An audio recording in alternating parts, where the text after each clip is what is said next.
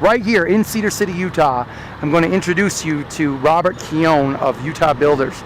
This man is amazing. He did such amazing things. He is like a magician with the steel. That's his logo, 435-668-4225. If you're ever in the area and you need to talk to someone who can actually help you out and really show you how it's all about.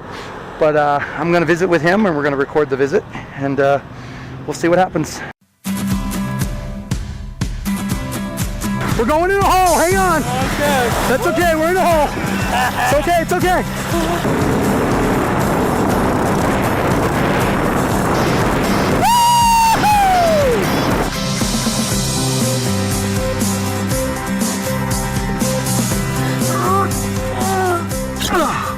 Okay. That was a lot quicker than I thought it was. We are cooking up some bird's eye. Looks pretty good so far. Should be a few minutes before this is really good.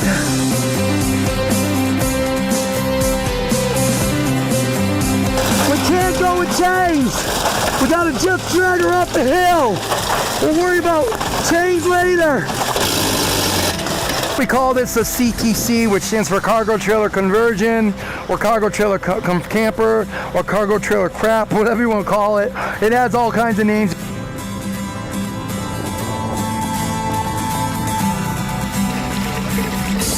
In case you're wondering what 4-week-old poop looks like after it's been chemically treated, and there's your answer. A mom to 17 children, I would have thought you might have had like 30 of those cards. Oh, this is just for 2 days?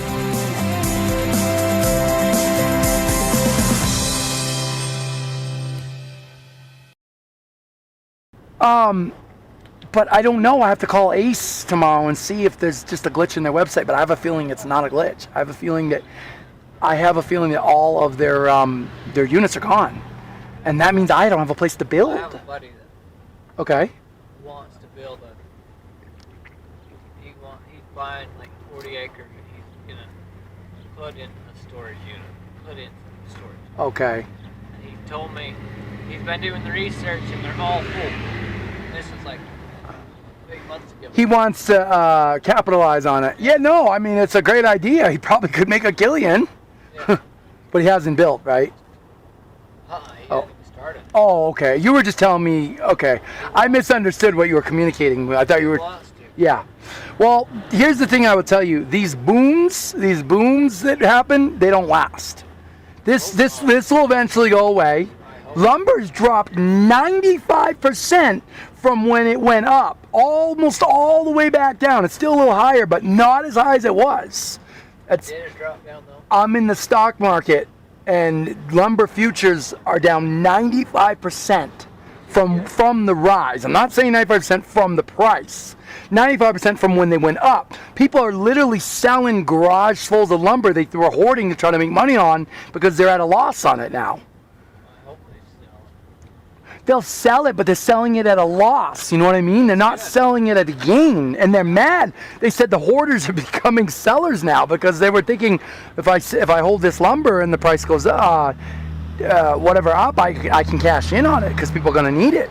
But now people, I mean, I haven't been in there, so I can't speak to what's going on in the store. But I just know that it went up. I know it went up. Someone showed me a picture of a 4x8 sheet that we used to build this. It was $106. But that was months ago. That's not been recent. I don't know what it is now. I heard a 4x8 of OSB was something like $40, which is yeah. Okay, so, and that's the cheap stuff? Yeah. Okay. 7/16. Oh yeah, this is 13/19 in here. So 3/4 inch is probably a little more money, but it's not finished either. Finished plywood is gonna be way more, so. But my goal, if I can do it, there is a shuttle bus. It's a 26-passenger bus in Lamona, California. It's 400 miles from this spot. And on Monday, I'm going to offer them, as much as I can for it and see if they'll take it. And if they will, this guy here, he's a car camper. I met him when I was here last time. He's been here ever since. He never even left.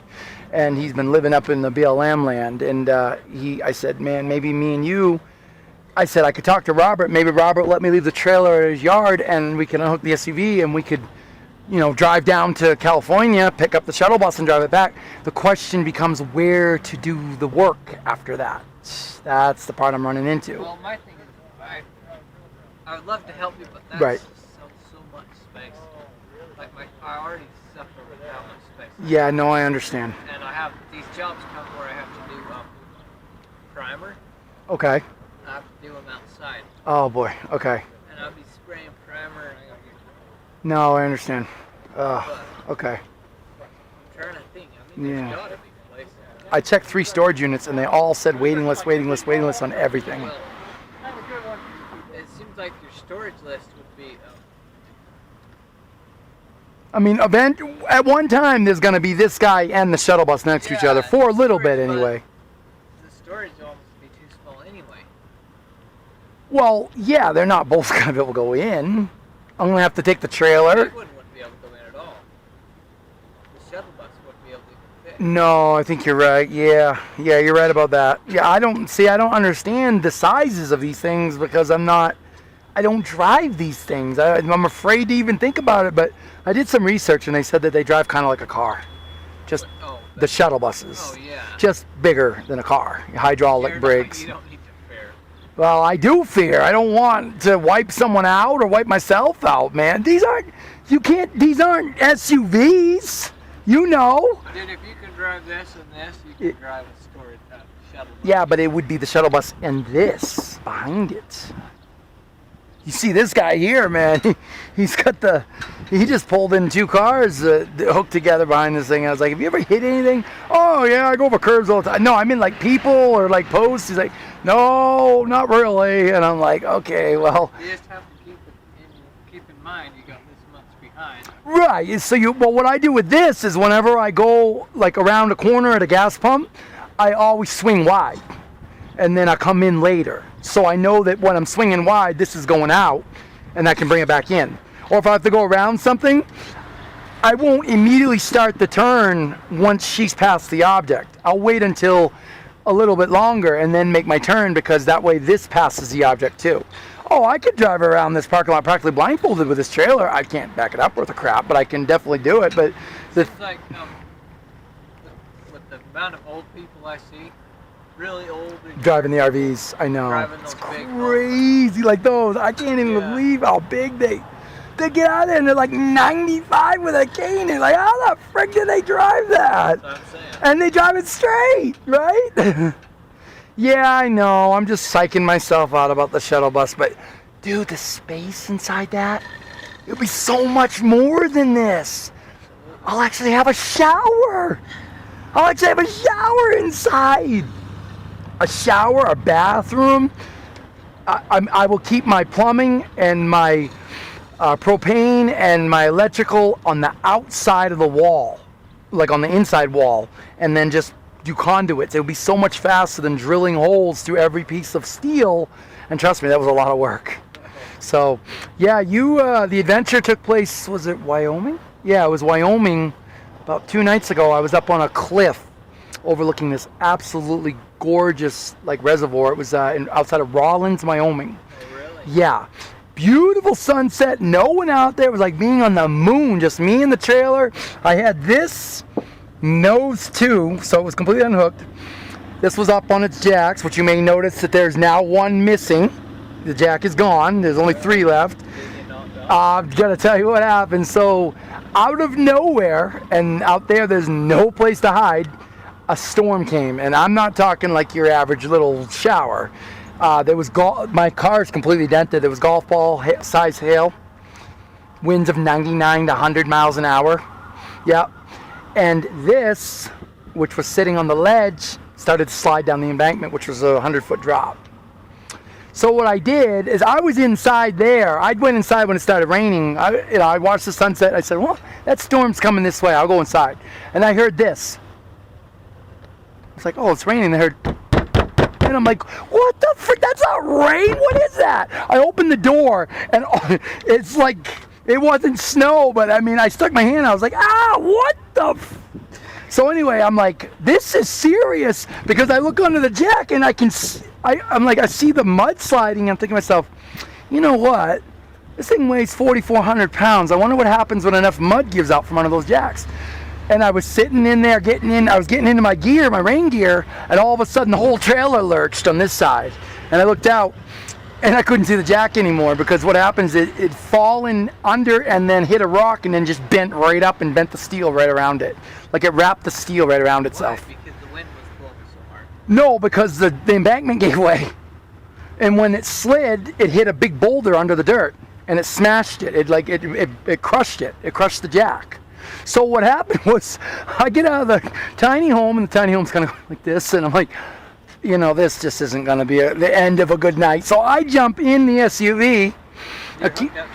No, I wasn't. I had the nose, I had her hood facing it. So I'm like, you know, no, it's not close enough. No camera or anything. So I finally got her hooked up. By the grace of God, I got her hooked up. I dropped her.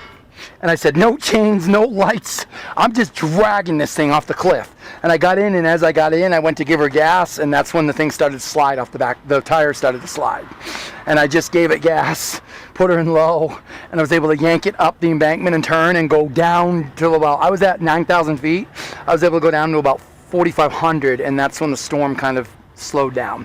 But what I didn't know is the whole time I was going, I was dragging everything behind me. I had like giant score marks all the way down the road. And in the morning when I woke up, I went outside and I looked, and there was no way that jack was ever going to go back up again. The only choice I had, at first I thought I would have to cut it off of your plate, and that would have been a mess. But there's a couple pins in there. I was able to, you know, use my impact drill to take the pins out and pull the jack free. And so, yeah, this entire car was covered in hail. Like, I have it all on video. It's like you can hear the hail just smacking me in the head.